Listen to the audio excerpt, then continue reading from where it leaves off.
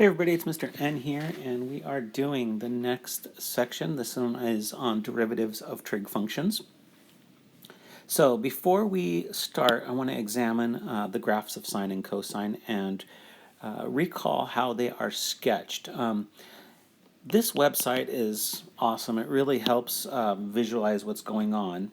Let me see if I can import over here. So that's how we graph sine, and cosine is in the similar manner. So it's all based on our unit circle. And what I want to do now is I want to take the derivatives of these. So we're trying to find out what is the derivative of the sine. So we are trying to find, f prime of sine x, okay? And we need to determine what that becomes. All right, so let's take a look here. What we're going to do is we're going to find horizontal tangents. How we always do these problems first. So find horizontal tangents. I find the horizontal tangent, that's right here. I find a horizontal tangent, that's right there. Now, on this one, we start at 0 with a slope that's pretty high. In fact, this slope is going to be 1. Okay? And the slope continues right here. Take a look. The slope continues to decrease until you get to 0. So the slope decreases until we get to 0. And then the slope right here becomes negative, so we're going to be below the axes. So the slope reaches 0, then it's below the axes, and it reaches a maximum about here, and this, I will tell you, if you calculate it out, it's going to be -1. And then the slope just goes back, decreasing in negativity back to 0, right here, horizontal. So it's going to go like this because this is going back to a flat 0 slope, and then it increases positive again. And it repeats the cycle. So this ends up coming down here, going back up through here, and continuing on repeating the cycle. Well, look what you just did. This is a cosine graph right here. So you graphed the derivative. So the derivative of f of x is just cosine x. And guess what happens when you graph the derivative of the cosine? You're not going to get sine x. Instead, you'll get negative sine x, because remember, because right here we're starting in a negative value, so it starts at a horizontal tangent right there, so at 0, and it goes in a negative manner, and these are the zeros right there, with these being my maximums right here. So we're going to come down through here, come up, and back down like that. Okay, so f prime of x, if you have sine x, is cosine. F prime of cosine is going to be negative sine x.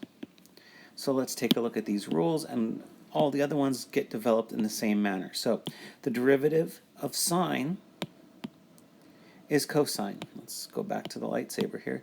The derivative of sine is cosine. The derivative of cosine is negative sine.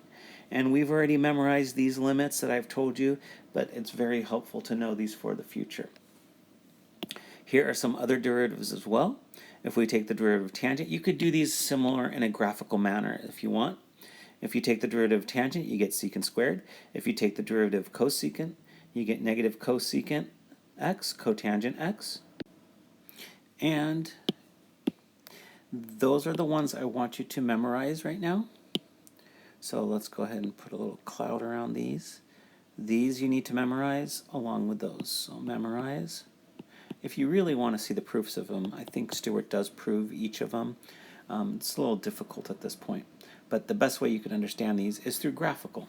Just like how I proved to you the derivative of sine is cosine, derivative of cosine is negative sine. To here. All right, so now we're going to do some examples. So let me enlarge this, move this down, and we're going to do some of these examples. All right, for number 1, it says find the derivative of each. So we are going to take the derivative, f prime of x equals, look what I got to do here. I got to do a product rule. So this is going to be first times the derivative of the second, which is the derivative of sine x, which would be cosine x, plus the second, which is sine x, times the derivative of this guy, which is 1, minus, now the derivative of cosine x is negative sine x, so this ends up being f prime of x equaling x cosine x plus sine x plus another sine x, so we're going to say, squeeze in a 2 right there, 2 sine x. Let's see if I can rewrite that so it doesn't look so messy. So plus 2 sine x. All right, moving on to the second one over here. We're going to need the quotient rule. So f prime of x equals the bottom times the derivative of the top, which will be just 2x, minus the top, which is x squared plus 2, times derivative of the bottom. Derivative of the bottom, this part goes away, right? And then you end up with derivative of sine x, which is cosine x, all over this bottom, which is 1 plus the sine x squared. And I'm going to tell you to go ahead and leave it like this because nothing will reduce out. So if you try to FOIL it out, not much is going to happen. All right, now we got to find the slope of the tangent line of this graph at this point. Okay, which means we need to take a derivative here. Now, this derivative is going to be kind of crazy, so let's take a look at what we got. We're going to end up with f prime of x being, okay, we're going to have to use product rule here. So first, times the derivative of the second, which is going to be secant squared x. All right, that's the derivative of tangent, plus that second one, which is tangent x, times derivative of the first. So this is tangent x times my 2x. And plus, now I got to take derivative of cosecant. Derivative of cosecant would be negative cosecant x cotangent x. And I need all of this at pi over 4. At x equals pi over 4. Let's clarify that. Let's write that a little bit better. At x equals pi over 4. So that means we are plugging in f prime of pi over 4. So I get pi over 4 squared secant pi over 4 squared plus tangent pi over 4 times 2 times pi over 4 minus the cosecant pi over 4 times the cotangent of pi over 4.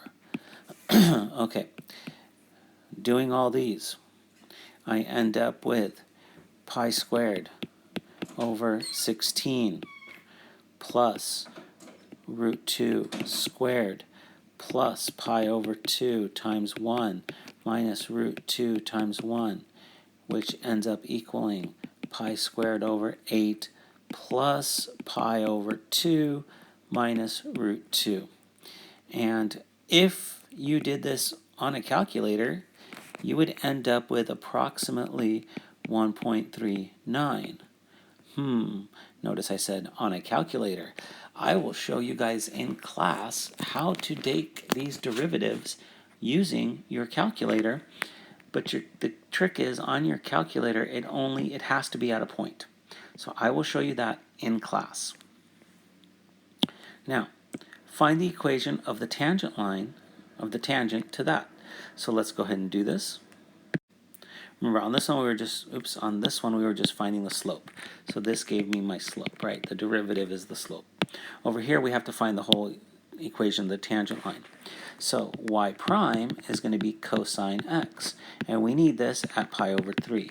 And remember, if I plug in pi over 3, I get the point pi over 3, comma, sine pi over 3, which is root 3 over 2. Right, pi over 3 on our unit circle right there. And this is going to be root 3 over 2 for the sine. So over here, y prime of the cosine of pi over 3 is going to be my slope, and that will be 1/2. Right, we're right here at pi over 3. We have 1/2 comma root 3 over 2. So that'll be 1/2. So y minus root 3 over 2 equals 1/2 x minus pi over 3. That is the equation of my tangent line. The normal, we're going to take the slope, and we want perpendicular, which would be -2. So I end up with the same situation, y minus √3/2 equals -2, x minus pi/3. All right, so let's take a look at number 6. On number 6, we need to find the limit as t goes to 0 of the tangent t/t. Well, what I want to do here is I want to convert this, and we're going to say that this is the limit as t goes to 0 of the sine of t over t cosine t. And this gives me the following: the limit as t goes to 0 of the sine of t over t times the limit as t goes to 0 of 1 over the cosine of t. Well, we memorize this one. This one is 1. Over here, I get 1 over, if I try direct substitution, I get 1 over 1. So 1 times 1. So this answer is 1. All right, so in class, we'll do a couple more examples, and I will teach you how to do some of these on your calculator. All right, so thanks for watching. Hit that like and subscribe button, and I'll see you guys in the next video. And I tried to, but let's see if this works. And this is what I wanted to try to show you guys here. And take a look. As this over here, and I'm looking right here, notice here's a circle. As I graph, as it moves along the circle, I'm graphing the points that it corresponds to. And let's play that. And that's what you're going to get right there. Okay? You will get this function, which is a sine curve. All right, so now let's go back to